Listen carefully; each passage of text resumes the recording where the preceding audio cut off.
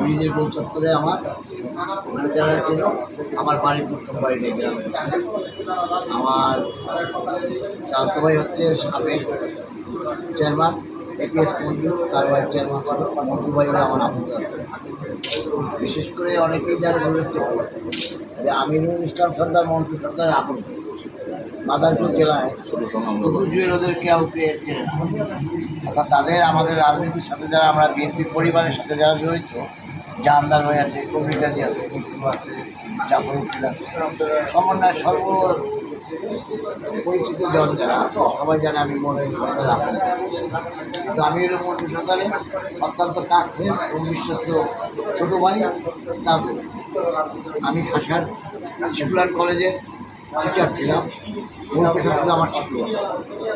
কিন্তু ৮১ সরকারের সময় প্রথম আওয়ামী লীগের সরকার আসলে ৯৬ সালে, ওই সময় তাদের অত্যাচারে নির্বিচারে অত্যাচারের কারণে আমি আমার পেশা থেকে আমি চাকরি না ছেড়ে তখন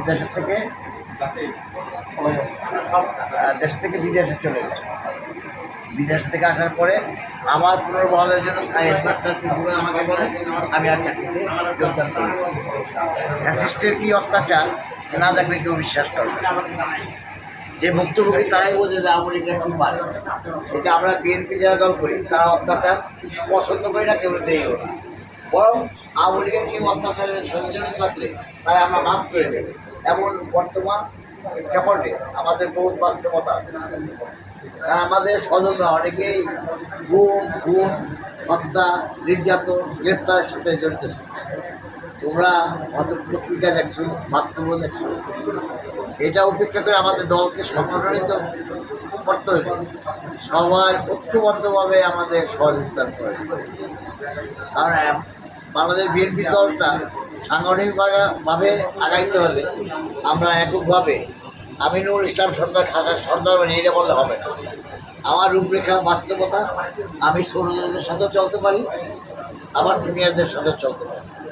তোমাদের সহযোগিতা এবং আন্তরিকতা মূলত আমাদের এখানে আজকে বসার মূল কারণ। আজকে এই যে ওনার সাথে পরিচয় নেই, ওনার সাথে পরিচয় নাই, ওনার সাথে পরিচয় নাই, আমরা তো সবাই সাথে জড়িত আজকে এই কারণে। আর আমার নাম্বার নিয়ে যাবে, যতটুকু পরিচয় আছে এর ভিতরে আন্তরিকতার দূরত্ব হবে না। যেহেতু দলের সাথে জড়িত আমরা পাশে থাকার জন্য চেষ্টা করব।